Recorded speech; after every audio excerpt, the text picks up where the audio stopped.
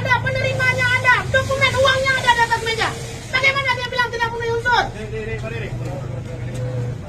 Ya, Panwasli datang ke lokasi OTT karena dilapor oleh masyarakat. Dia datang ke sana, dia temukan ada barang bukti. Dia sudah menyampaikan berdasarkan hasil malam OTT, dia klarifikasi ke kawan-kawan media bahwa dia sudah menangkap 5 orang dan kemudian mereka menemukan barang bukti. Kenapa hari ini dia mengatakan yang bahwa tidak memenuhi unsur? Bandit semua. Penipu semua. Bibiran ditahan. OTT loh. Bagaimana bisa Panwasli?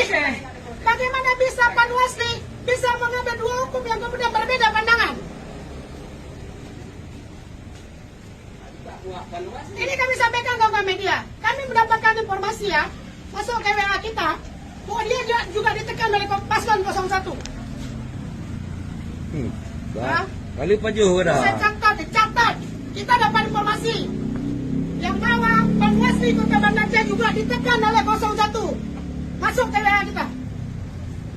Dan mulai dari pagi sampai malam ini, tim 01 semua berkeliaran di sini. Sebagian udah kita usir tadi. Saya bicara atas nama masyarakat tadi yang nggak terima. Ya, kami bukan nggak terima kekalahan, nggak ada urusan kami sama paslon. Tapi hari ini hukum dicederai. Betul.